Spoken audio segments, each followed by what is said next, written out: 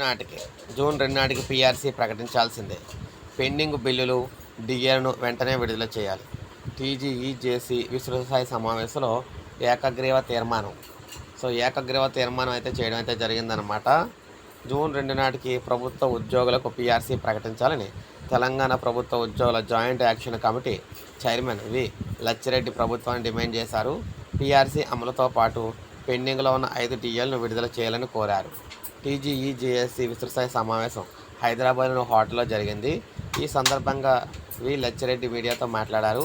విశ్రాంత ఉద్యోగుల పెండింగ్ బిల్లులను క్లియర్ చేయాలని, వెంటనే ఆరోగ్య కార్డులు జారీ చేయాలని, సిపిఎస్ రద్దు చేసి ఓపీఎస్ విధానాన్ని పునరుద్ధరించాలని, 2004 సెప్టెంబర్ 1వ తేదీకి ముందు నియమితులైన ఉద్యోగులకు ఓపీఎస్ విధానం అమలు చేయాలని, గతంలో ప్రభుత్వం ఇచ్చిన హామీ ప్రకారం 61 ఏళ్లు నిండిన పీఆర్ఏల వారసుల ఉద్యోగ నియామక సమస్యలు సత్వరం పరిష్కరించాలని, పొరుగు సేవల ఉద్యోగులకు ఉద్యోగ నియామక సమస్యల అంటే ఉద్యోగులకు ప్రత్యేక కార్పొరేషన్ ఏర్పాటు చేసి ఉద్యోగ భద్రత కల్పించాలన్నారు.